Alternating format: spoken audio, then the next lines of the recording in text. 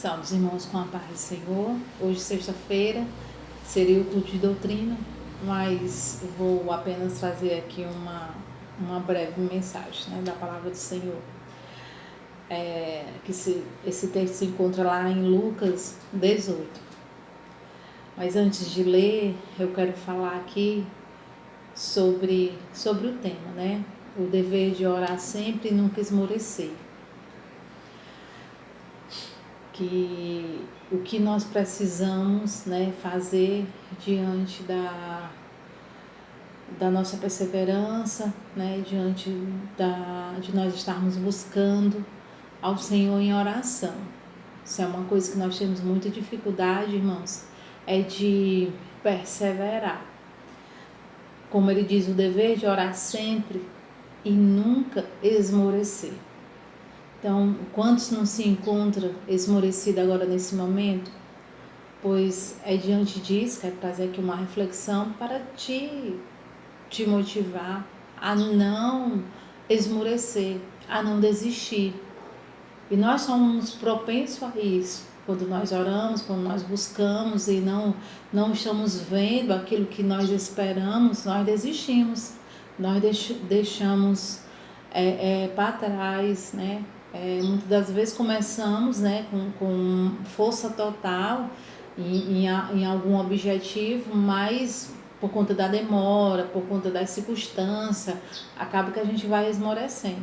Mas aqui nesse texto de Lucas 18, Jesus ele conta uma parábola sobre o dever de orar sempre e nunca esmorecer. Amém? Se você tiver aí com a sua Bíblia, quiser acompanhar a leitura, se encontra lá em Lucas 18, que diz assim: Disse-lhe Jesus uma parábola sobre o dever de orar sempre e nunca esmorecer. Havia em certa cidade um juiz que não temia a Deus nem respeitava a homem algum. Algum tempo, havia também naquela mesma cidade uma viúva que vinha ter com ele dizendo: Julga minha causa contra o meu adversário. Ele por algum tempo não a quis atender, mas depois disse consigo: Bem que eu não temo a Deus nem respeito a homem algum. Todavia, como esta viúva me importuna, julgarei a sua causa, para não suceder que por fim venha a molestar-me. Então disse o Senhor: Considerai no que diz este juiz iníquo. Não fará Deus justiça a seus escolhidos, que a ele clamam dia e noite, embora pareça demorado em defendê-los? Digo-vos que depressa lhes fará justiça. Contudo, quando vier o Filho do Homem, achará porventura fé na terra? Bom, se nós voltarmos um pouquinho no texto, no capítulo 17, do 20 ao 37, de Lucas, Jesus ele estava discutindo a vinda do reino de Deus à terra, declarando sua volta que seria repentina e sem aviso. Nesse mesmo tempo, ou nesse meio tempo, encorajou seus discípulos a continuar orando persistentemente para que a justiça de Deus fosse manifesta e para que o mal da presente era fosse corrigido com triunfo para seu povo. Então, ao ilustrar aqui essa questão, Jesus ele dá esse exemplo, né, o exemplo de uma viúva e desse juiz iníquo, que ele fala, né, aqui nessa parábola, né, do juiz iníquo, ele traz essa figura da viúva, que as viúvas normalmente estavam entre as pessoas mais vulneráveis da sociedade judaica. E aparentemente, essa viúva da história não tinha nenhum outro membro da família que pudesse interceder por ela. O juiz iníquo, arrogante e perverso, era provavelmente um oficial gentil. Ele desprezou a mulher e sua causa, e deixou claro que considerava a viúva como um aborrecimento. Todavia, ele finalmente atendeu o pedido da viúva, não porque se importava com ela ou com sua causa, mas simplesmente porque ela o perturbou com os seus pedidos insistentes. Aqui nós vemos, irmãos, o ensino central aqui dessa parábola não é que os crentes precisam atormentar a Deus para ter as suas necessidades atendidas. Afinal, Deus é o oposto do juiz iníquo. Deus é o verdadeiro juiz. Mas antes o ensino aqui é que se até mesmo um juiz iníquo ele pôde às vezes agir com justiça, quanto mais o justo e amoroso juiz de toda a terra ouvirá o clamor persistente de seu povo angustiado. Então, isso aqui, o Senhor Jesus estava ensinando a respeito disso. Aquela viúva ali representava a sociedade vulnerável. Essa classe aqui, havia duas classes, dos poderosos e dos fracos, dos donos do poder e daqueles que não tinham poder nenhum. Então, ele traz aqui essa ilustração para ensinar ali os discípulos, para falar para eles que eles continuassem orando, né, que havia um dever a ser cumprido, que era de orar sem esmorecer, embora que a causa fosse difícil, embora que houvesse muitas dificuldades, que as circunstâncias fossem ali adversas e contrárias, mas que eles continuassem orando sem esmorecer. Se aquela viúva estava ali, aquele juiz resolvia a causa dela se ele quisesse, porque ele tinha influência, porque ele tinha o poder relacionar, se nós formos colocar os dois, né? Quem tem poder é quem faz com que as coisas aconteçam. Então, no caso, seria o juiz. Ele tinha o poder ali de fazer, como aqui ele disse, né? Que embora ele tivesse esse poder de juiz, e aqui ele diz que ele não respeitava homem algum e não temia a Deus. Ele disse, eu não temo a Deus nem respeito homem algum. Ainda tinha, olha que a arrogância dele, ainda tinha algo que o favorecia. Ele tinha um poder nas mãos, ele era o juiz, tinha o poder de julgar aquela causa. Aí no 5 ele diz, todavia, como esta viúva me importuna, julgarei a sua causa, para não suceder que por fim venha a molestá-la. Então o Senhor trouxe aqui essa parábola para mostrar, né, a vulnerabilidade ali dos discípulos e da dificuldade que eles iam enfrentar, que eles iam passar. Mas Jesus aqui trouxe essa parábola para dizer que eles tinham que persistir. Ele disse, se aquele juiz iníquo e perverso julgou a causa daquela mulher, imagine Deus, esse Deus amoroso, esse Deus soberano, esse Deus que nos leva a orar, que nos leva a acreditar, a confiar nele. E nós vamos ver também no versículo 9, e de que forma, né? E de que forma tinha que ser essa oração? Porque ele aqui, ele fala por discípulo esse dever dele estarem perseverando, orando, firme, confiando em Deus. Mas aqui também a gente vê nessa parábola do fariseu e do publicano como tinha que ser essa oração, de que forma que eles tinham que se colocar diante do Senhor. Aí Jesus também traz aqui essa parábola para falar a respeito de como tinha que ser essa oração, de como o homem estava, para que precisava estar para que essa oração fosse respondida, para que nós viéssemos ser justificados. Quando aqui ele fala que os dois ali, nessa parábola do fariseu e do publicano, que os dois foram para o mesmo lugar. Eles foram por tempo, no mesmo horário, com o único objetivo que era de orar. Os dois estavam com um único propósito, mas aqui você vai ver a atitude dos dois, né? Que elas se diferenciam. Eles estavam no mesmo lugar, orando, o objetivo era de orar, os dois se colocam em pé para orar, mas aqui nós vamos ver, no decorrer dos versículos, aqui nós vamos encontrar quem que saiu justificado e quem não.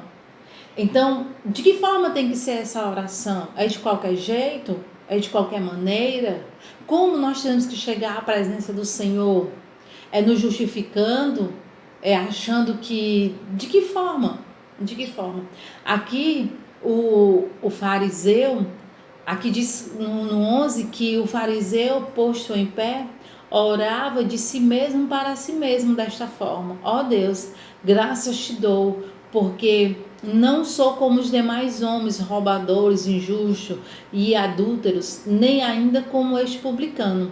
Jejum 2 vezes por semana e dou dízimo de tudo quanto ganho. Olha aqui a forma como ele se coloca. Ele estava orando a mesma pessoa, ele estava orando a Deus. O fariseu e o publicano, os dois estavam orando a mesma pessoa, no tempo, na mesma posição, com o único objetivo, né, que era de orar. Mas aqui nós vemos a forma como aquele fariseu orou. Ele estava orando de si mesmo, ele estava falando. Olha, aqui a gente vai ver o que é que se encontrava dentro daquele coração. Olha a amplitude que nós encontramos aqui, a profundidade que nós encontramos aqui nesse texto. Olha o cuidado que Deus tem. Por isso, irmãos, que o Senhor nunca vai ter o inocente por culpado e nem o culpado por inocente.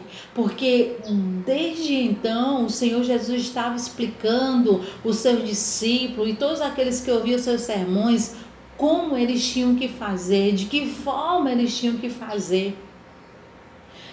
Então, como tem que ser essa oração?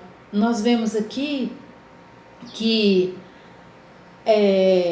a forma como aquele fariseu, ele se coloca na presença do Senhor. O fariseu, ele fala ali de si mesmo, como se ele fosse melhor do que o publicano, como se ele fosse melhor aqui, como se não houvesse pecado, como se não houvesse falha na vida dele, como se ele não precisava se arrepender, ele não precisava se humilhar. Então nós encontramos aqui muitas falhas. O fariseu não orou, ele fez um discurso eloquente para se autopromover, onde ele se coloca de pé na presença dos demais que ali estavam, e ali eles faziam suas orações longas, bonitas, para que os outros ouvissem e vissem, e ali ele fosse se promover. Ele contou um hino diante do espelho. Que hino foi esse? Quão grande és tu. É como se ele estivesse falando diante do espelho para ele mesmo. Olha quanto tu é grande, quanto tu é perfeito, não existe pecado em ti. Ele se referindo a si mesmo. Não existe nada mais abominável, irmãos, aos olhos de Deus do que a soberba. É impossível orar sem as vestes da humilhação. Soberba e oração não podem caminhar junto, não pode habitar no mesmo coração ao mesmo tempo, não pode. Ou você se humilha, ou você se exalta. Então não tem como andar a soberba e se humilhar, e a humilhação andar junta. Ou você é uma coisa ou você é outra. Porque sua oração não se dirigia precisamente a Deus, mas a si mesmo. A sua oração estava recheada de vaidade. Ele estava tão cheio de si mesmo que não conseguia ver a Deus. Era como se ele estivesse se igualando ali a Deus. Porque sua oração estava fora do princípio de Deus. Olha, estava fora por quê? Porque não havia arrependimento, não havia em seu coração humilhação. A posição não é a posição física quando ele se coloca aqui em pé, não é essa posição física, mas a sua altivez diante de Deus e do próximo. Olha as suas palavras. Ele escolhe palavras que melhor enfocam as suas virtudes. Ele se considera o melhor de todos os crentes e vê as demais pessoas como ladrões, como pecadores, como injustos e adúlteros, se sentindo melhor, exaltando as suas virtudes. Ele estava ali exaltando as suas virtudes. Eu não ajo desse jeito, eu não minto, eu não roubo, eu não ajo como os demais que aí estão, eu não faço isso, eu não faço. Olha a intenção dele, ele queria destacar ele queria destaque e evidência. Ele se dirige a Deus como alguém autossuficiente. Olha o sentimento deles. Sua oração é uma peça de acusação leviana contra todos os homens e mais particularmente contra o humilde publicano. Ele estava se vendo melhor do que aquele publicano, como se aquele publicano não pudesse estar ali. Não pudesse. Então, ele se coloca ali de uma forma, ele age leviamente, ele é leviano nas suas acusações. Só existe um que pode justificar, que pode trazer essa justificação, que pode trazer esse perdão, e esse é Deus. Esse é Deus. Porque a sua oração não se baseava, irmãos, na misericórdia de Deus, mas na confiança própria dele mesmo. Ele não confia em Deus, mas em si mesmo. Ele ora não para se aquebrantar, mas para exaltar-se, para falar que como se ele fosse superior. O fariseu entrou no templo cheio de nada e saiu vazio de tudo. Olha, aqui nós encontramos o que nós precisamos, irmãos, buscar dentro de nós. Nós precisamos refletir. A palavra ela nos confronta. O que tem dentro do meu coração?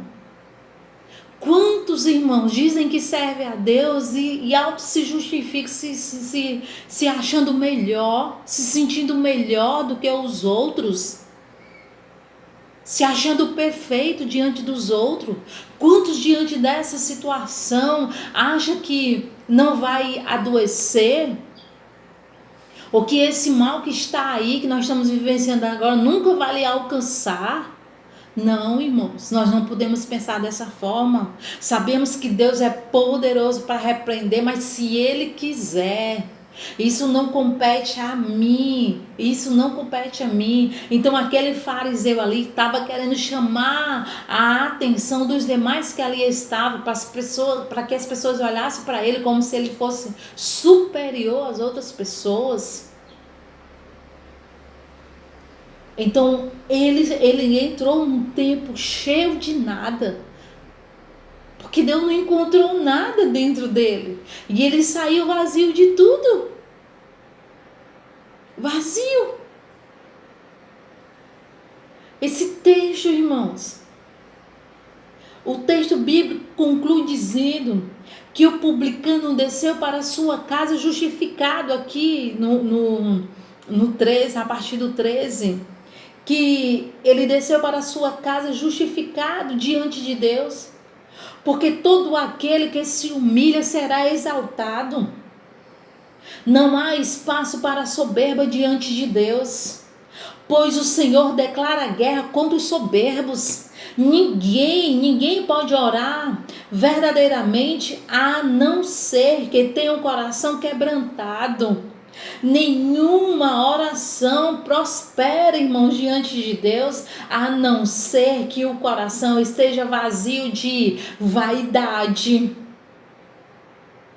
vazio do orgulho. E cheio de quê? Nós precisamos estar com o nosso coração cheio de quê? De amor, de amor. Onde tem inveja, mágoa ou desprezo pelo próximo, pode ter abundante religiosidade, mas não tem comunhão com Deus, mas não pode ter comunhão com Deus. Então o Senhor traz esse texto aqui para refletir, para que nós viéssemos refletir, e Ele queria que os discípulos refletissem. Quem que é o maior? Tem outro versículo que diz: aquele que quer ser o maior no reino de Deus, seja o menor. Seja o menor em suas atitudes, no seu proceder. Porque aquele que quer se exaltar será humilhado, mas aquele que se humilha, o próprio Deus o exaltará. Então nós vemos aqui que aquele publicano, ele desceu para a sua casa, irmãos, justificado. O publicano estava em pé, longe, não ousava nem ainda levantar os olhos ao céu, mas batia no peito dizendo: ó Deus, se propício a mim, pecador. Digo-vos que este desceu justificado para a sua casa, e não aquele, porque todo o que se exalta será humilhado, mas o que se humilha será exaltado. Olha aqui, irmãos, o Senhor Jesus estava dizendo que os discípulos estavam ensinando para ele, para todos aqueles que estavam ali ouvindo, que nós tínhamos que nos humilhar diante do Senhor e do próximo. Tínhamos mesmo. Cadê o amor? Tinha que mostrar esse amor. Se eu tenho que amar a Deus sobre todas as coisas e o próximo como a mim mesmo, estava faltando amor em seus corações. Estava faltando amor na vida desse fariseu para com aquele publicano, pois estavam rejeitando. Mas o publicano, o Senhor, sabendo da sua intenção que estava no seu coração, o publicano desce para a sua casa, pois não ousava nem ainda levantar os olhos ao céu, mas batia no peito dizendo: ó Deus, se propício a mim, pecador. Olha para mim com o teu olhar de misericórdia, me perdoa, eu sou pecador, eu sou falho, me perdoa. Ele não estava se sentindo maior, não, mas ele estava se humilhando diante do Pai, diante daquele que justifica, diante daquele que perdoa, diante daquele que é o justo juiz, diante daquele que tinha todo o poder nas mãos. Irmãos, que você possa refletir nessa mensagem. Como está a sua oração? Se Jesus estava chamando os discípulos a esse entendimento que eles tinham que orar, que eles tinham esse dever de orar sempre e nunca esmorecer. Mas de que forma eles tinham que chegar diante do Senhor? De que forma tinha que ser essa oração? Que você medite nessa palavra e guarde ela no teu coração. Feche os teus olhos, vamos fazer uma oração agora nesse momento.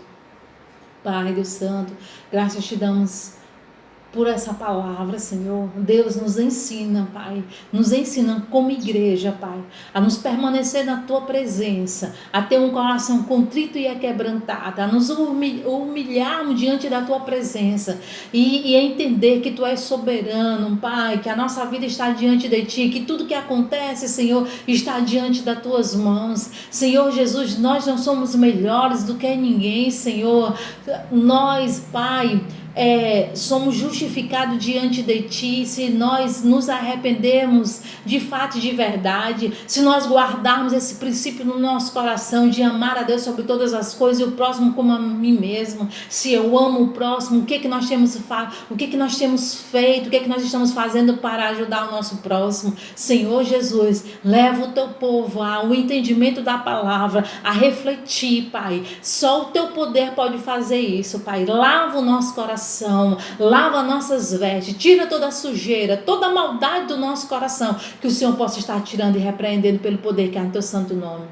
É o que eu te peço, Senhor, e já te agradeço, e quero aqui saudar os irmãos com a paz do Senhor e deixar a bênção também do nosso Deus. Que a paz do nosso Deus e o amor do seu Filho Jesus Cristo e as outras consolações do Espírito Santo de Deus venham estar com cada um de nós, agora e para todo sempre. Amém.